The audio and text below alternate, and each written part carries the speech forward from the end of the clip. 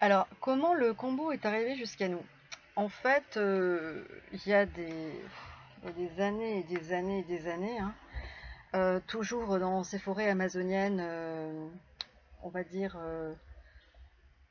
les frontières du Brésil avec le Venezuela, etc. Bon, c'est là-bas qu'il y avait donc ces tribus.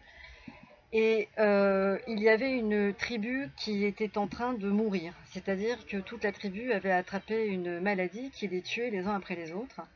Et les chamans, malgré l'ayahuasca, n'ont pas réussi à guérir la tribu. Et donc, le chaman, se trouvant totalement impuissant à sauver sa tribu, est parti donc en forêt. Et là, bon, bah, à coup de champignons ou de plantes plus ou moins énergétiques, euh, a eu la vision qu'il fallait qu'il attrape cette grenouille et qu'il utilise le, ce produit, bah, c'est pas vraiment un liquide, que produit la grenouille, ce venin. Et donc, c'est ce qu'il a fait. Il est allé ramasser les grenouilles avec une petite raclette de bois. Il la tue pas, hein, la grenouille ne meurt pas. On récupère ça avec un petit morceau de bois, ça sèche, ça fait comme une résine en fait. Et la résine se garde des années sur la petite languette de bois. Et vous réhydratez la résine soit avec un petit peu d'eau, soit généralement avec de la salive. Et donc, c'est ce qu'a fait ce chaman. Et après avoir inoculé toute sa tribu avec la petite glande, le liquide de la grenouille, il a réussi à sauver toute sa tribu qui a arrêté de mourir. Voilà. Donc, cette cérémonie du Kambo a fait ses preuves pour guérir quand même pas mal de maladies. Alors, je ne suis pas malade, enfin, je pense. Euh, mais, vu la quantité enfin, de problèmes, enfin, je ne sais pas si on peut dire problème, mais en tout cas, pour les personnes à qui j'ai parlé, les chamans, etc., qui m'ont vu, hein, peut-être que eux, ils voient en moi des choses que moi je ne vois pas, m'ont conseillé donc de faire ce combo. Alors, il faut savoir que pour ceux qui me connaissent, moi je suis pas très vaillante sur les piqûres. Ok, bon, j'ai fait des tatouages, mais ça n'a rien à voir. Mais bon, et donc l'idée de me faire inoculer quand même un poison, un venin, hein, c'est quand même pas rien. Mais je suis tellement déterminée à, à aller de l'avant et à me reconstruire sur des bases saines pour moi, pour ma fille, pour mon futur, pour les quelques années là, qui me restent à vivre. En plus, on vit à une époque qui est tellement terrible que je ne vois pas d'autre solution que d'aller mieux pour pouvoir supporter ça et puis bien vivre, quoi. Être heureuse, hein, tout simplement. Et donc voilà, et donc j'ai fait la cérémonie du combo, qui d'ailleurs était le même jour qu'un ayahuasca. C'est-à-dire que mon chaman a dit, tu vas faire le combo, et ensuite le soir, tu auras l'ayahuasca. Je me suis dit, waouh, sur le moment, on voit le truc, on se dit, ouais, why not, hein. En plus, bon, ça m'évitera, je vais rester là-bas, ça va, c'est pas un endroit désagréable, pourquoi pas, quoi. Ben en fait, ça a été un peu plus compliqué que ça. Donc en fait, pareil, hein, il faut faire une diète sévère. Vous n'arrivez pas au combo en ayant pris un petit déjeuner, hein, voire vous avez arrêté de manger genre la veille à midi, c'est mieux. Et puis vous buvez. Et donc là, pour le coup, pour le combo, il y a déjà beaucoup moins d'élus, hein. On était 4 ou 5, on n'était pas très nombreux.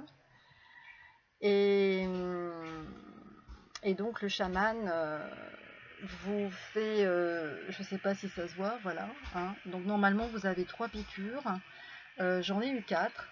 parce que le venin étant extrêmement puissant, normalement au bout des une fois qu'il vous a fait les trois points, et que vous avez le venin qui passe à travers les trois petits orifices, dans les 15 minutes qui suivent, vous avez déjà les premiers effets. Sauf que moi, après 15 minutes, ça se passait toujours pas.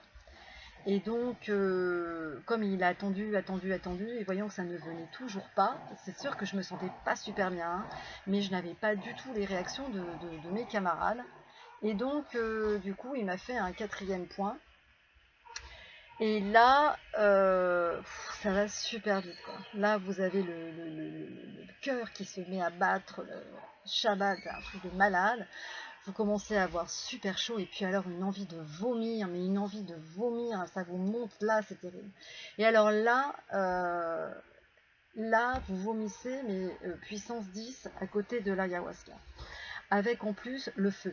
Parce que ce venin qui est inoculé en vous est extrêmement acide, et quand il passe à travers la gorge, là c'est le feu, c'est juste le feu. Et donc, je précise qu'avant de vous inoculer le kombu, vous êtes obligé de boire un minimum de 2 litres d'eau. Il ne commence pas sans que vous ayez bu au moins 2 litres, 2 litres et demi de flotte. Normalement, il préconise 3 à 4. Je n'étais pas capable. Arrivé à 2, même s'il fallait que ça me brûle, ça allait me brûler, hein. Donc voilà, donc ça m'a brûlé. Et il le précise aussi qu'on va tous avoir des réactions différentes.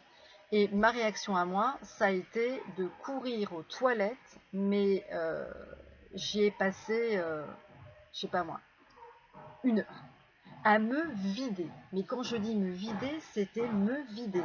Donc vous partez avec votre seau, et voilà. Donc évidemment, quand je parle de tout ça, c'est qu'est-ce qu'elle est allée foutre là-dedans, mais c'est un truc de malade, mais pourquoi faire ça, pourquoi des trucs aussi violents, etc. Alors non, c'est pas violent. C'est ça qui, en fait, quand j'en parle comme ça a l'air d'être violent, mais quand vous le vivez, c'est pas violent par rapport à certaines autres choses que vous vivez dans votre vie de tous les jours, ou d'autres agressions, en fait. Je ne l'ai pas trouvé violent. C'est un petit peu douloureux, parce qu'effectivement, de vomir, ça fait jamais de bien. Et puis surtout que comme vous n'avez pas bouffé depuis la veille, en fait, vous vomissez de l'eau, vous vomissez de la bile, et vous avez des spasmes énormes. Donc au bout d'un moment, votre corps, il fatigue, hein, c'est clair. Bon, l'avantage du kombu, quand même, c'est que ça dure beaucoup moins longtemps, les effets sont beaucoup plus rapides, ils se dissipent beaucoup plus rapidement que l'ayahuasca.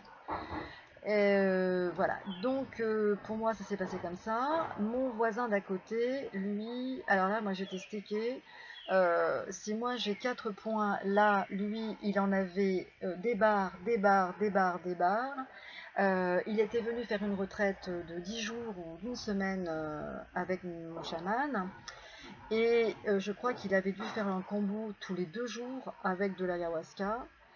Et à chaque fois, je l'ai entendu pleurer comme un bébé. Mais comme un bébé, c'était terrible. Et des pleurs, mais des pleurs atroces qui venaient de loin, qui venaient de... Mais ce type souffrait, enfin, c'était horrible, quoi. Tous les autres autour de moi, on a tous bien vomi. Mais la réaction de Mario, là, euh, c'était quelque chose quand même. Voilà. Donc, à la fin de la cérémonie, je suis allée voir le chaman, et là je lui ai dit, tu sais, je crois que ce soir,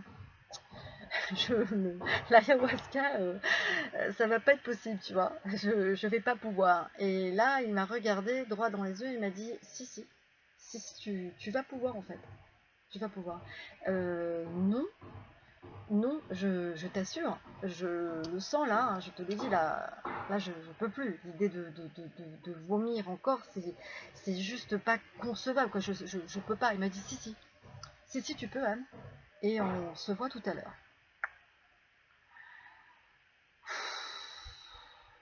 Donc, bah, j'ai laissé mes affaires, et j'avais pas du tout envie de rester avec eux tous là. Parce que alors là, j'avais pas du tout envie de parler. Donc je suis rentrée à la maison, et j'ai mangé. Là, je m'en foutais, hein. Là, t'es pas bien. Normalement, j'aurais pas dû manger parce qu'il y avait la glace. J'ai mangé. Alors évidemment, j'ai pas mangé un steak, hein, j'ai pas mangé de trucs comme ça, mais je suis quand même rentrée, j'ai mangé. Je me suis allongée. J'ai passé l'après-midi au lit avec mon chat qui dormait à côté de moi. Ça, c'était sympa, il ronronnait. J'ai passé un super moment avec lui. J'ai pas bossé du tout. Et même pas lu. Peut-être que j'ai regardé une série encore, j'en suis même pas sûre. Enfin, vraiment, vraiment le repos. Et sur les coups de 5h30, j'ai repris la voiture pour retourner faire l'ayahuasca le soir même.